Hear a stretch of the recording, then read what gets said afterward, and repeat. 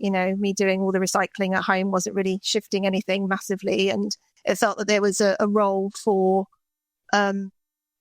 business in terms of getting on board with this. I think we're moving into a world where those answers are going to become harder to come by.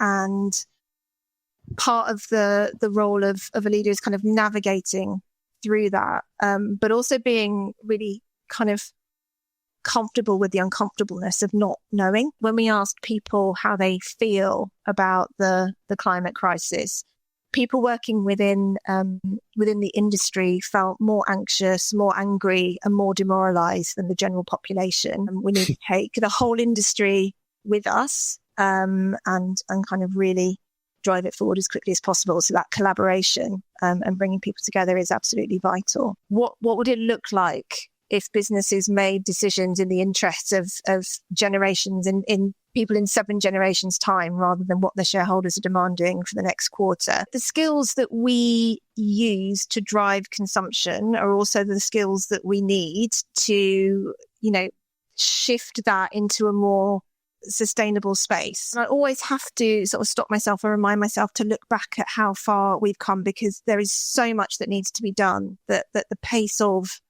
change can feel really frustrating, because I feel that things aren't moving fast enough, because let's face it, they're not. At the same time, when I look back to where we were as an industry in 2020, the things that have changed and the things that have happened in that intervening time, there's actually been a lot of progress.